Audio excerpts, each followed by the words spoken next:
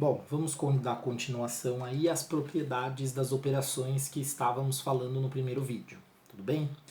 Pessoal, agora nós vamos para a página 343 e nós vamos para a propriedade distributiva. Então nós vimos as propriedades que são exclusivas da adição e as exclusivas da multiplicação. Mas e quando nós misturamos adição com multiplicação? Ou até mesmo com as outras operações, subtração e divisão, tá?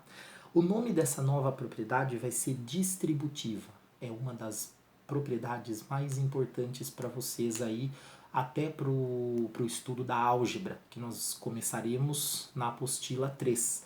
Nós vamos usar muito, pessoal, muito a propriedade distributiva. Então preste atenção como ela funciona. Por enquanto nós vamos fazer geometricamente e aritmeticamente. O que significa isso? Só usando números, única e exclusivamente números. No caderno 3 nós vamos estudar a propriedade distributiva usando a geometria e a álgebra, ou seja, vai entrar a letra aí no meio. Mas é muito importante que você entenda primeiro como ela funciona na aritmética, só com números, para depois você ir para a álgebra, tá bom? O que eu vou mostrar aqui para vocês, fazer bem calmamente, é a propriedade distributiva da multiplicação em relação à adição. O que isso significa? Nós vamos misturar a adição e a multiplicação numa única operação aqui, tá? Depois eu vou pedir para que vocês façam como exercício a distributiva da multiplicação com a subtração, ou seja, o mix da multiplicação com a subtração e da multiplicação com a divisão. Na divisão vai falhar algumas coisas aqui, e é isso que eu quero que vocês descubram depois como tarefa, tá? Então, começando ali, página 343, propriedade distributiva da multiplicação em relação à adição, ou seja, um mix de multiplicação e de adição. Em anos anteriores, você estudou a propriedade distributiva, principalmente a da multiplicação em relação à adição e subtração. Vamos retomar algumas ideias já trabalhadas em relação a essa propriedade. Letra A.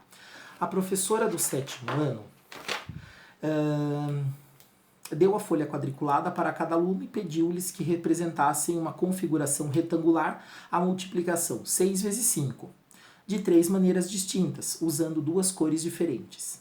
Veja como Pati, Mateus e Rafael fizeram e registraram suas multiplicações. Deixa eu só colocar o nome dessas pessoas aqui que eu acabei esquecendo, tá? Então aqui é Pati, aqui é Mateus, quase não coube aqui, e aqui é Rafael. Pati, Mateus e Rafael. Vamos lá, olha só, pessoal. Maravilhoso que ficou. Estava sem papel, sem folha quadriculada aí, mas tudo bem. Mesmo assim, tcharam! Olha que bonitinho aqui. Eu fiz para vocês aí, tentei fazer o mais quadrado possível, tá? Sendo esse o da Paty, esse o do Mateus e esse o do Rafael, tá bom? Vamos lá, pessoal. Vamos fazer esses exercícios com muita calma. Vamos ver primeiro como Paty fez o dela, tá? Eu pergunto para vocês. São nas linhas horizontais ou nas verticais que nós temos 2 cores? Repetindo a pergunta. São nas linhas horizontais ou nas verticais que nós temos 2 cores? São nas linhas horizontais. Olha aqui, pessoal. Em todas as linhas horizontais, nós temos 2 cores. Sendo assim, esse vai ser o número constante, ou seja, onde não vai haver a soma. Quantas linhas eu tenho nesse primeiro desenho aqui, que é o desenho da Paty? 6 linhas. Portanto, 6 é o número constante. É aonde eu tenho as 2 cores diferentes. Então, em cada linha tem 2 cores diferentes. Portanto, aonde tiver cores diferentes é onde eu vou usar como constante aqui. Certo? Agora, aonde eu tenho apenas cores iguais? Nas linhas ou nas colunas? Nas colunas, nas verticais. Perceba que as 2 primeiras colunas inteiras é representada pela cor azul e as 3 últimas colunas representadas pela cor vermelha. Ela inteira é de uma cor só. As 2 primeiras inteiras são azuis e as 3 últimas inteiras são vermelhas. Tudo bem? Então, o que, que eu vou colocar aqui dentro do parênteses? A quantia de colunas azuis, primeiro, porque ela vem antes, e depois a quantia de colunas vermelhas. É justamente por isso que você tem a soma 2 mais 3 aí. Então, olha só, retomando. 6 são as linhas, porque todas as linhas têm duas cores diferentes, então é um número constante. Aí você tem 2 colunas azuis inteiras e 3 colunas inteiras vermelhas. Olha só que bonitinho.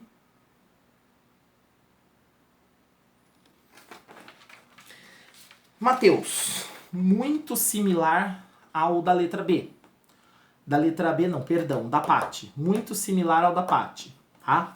Aonde que você tem cores diferentes? Nas linhas horizontais ou nas colunas verticais? Resposta. Em todas as linhas horizontais você tem cores diferentes, ó. Todas as linhas é representada por cores diferentes. Portanto, é o número que eu uso aqui como constante, tá bom?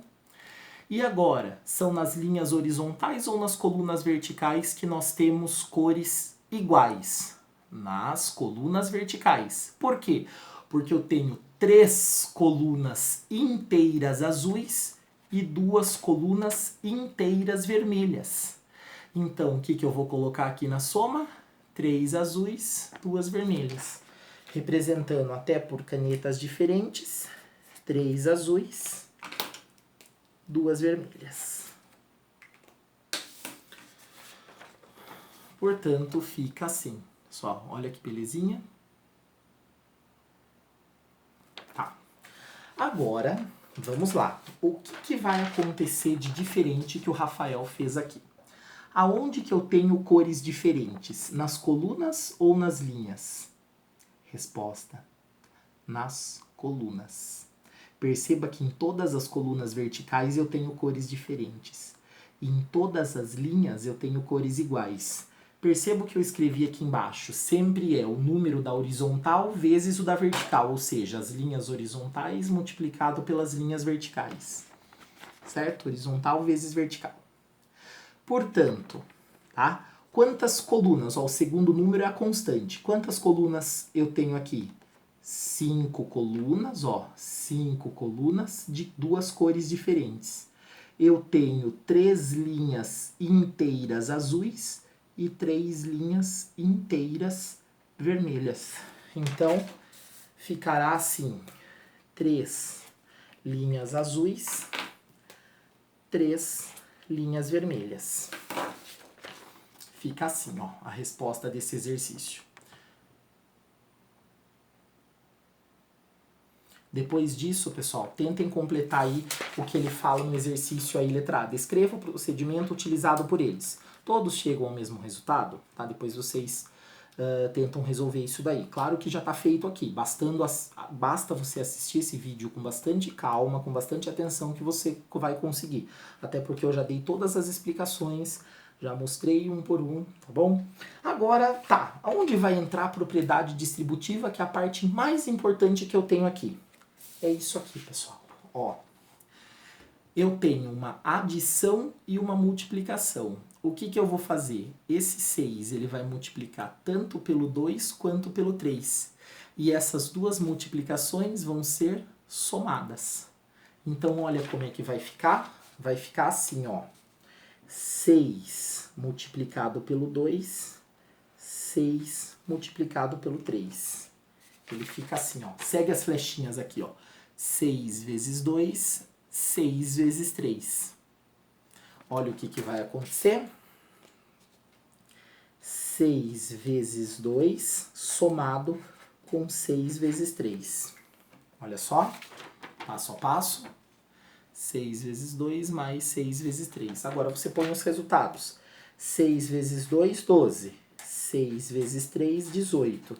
18 com 12, 30. Ó, 30. 30. Se eu somasse 2 com 3, daria 5. 5 vezes 6, o mesmo 30 aqui.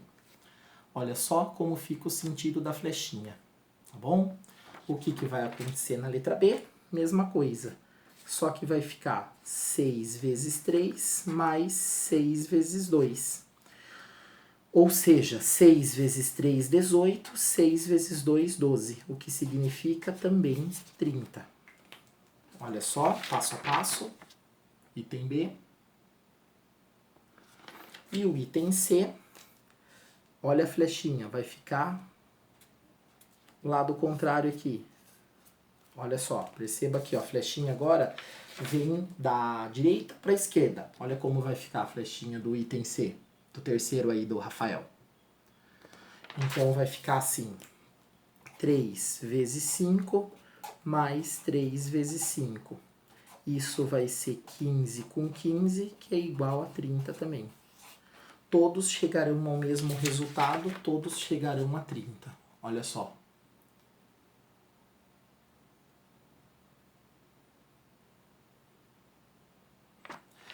Perceba que eu deixo alguns segundos, trave o vídeo e copie aí na sua apostila, tá bom?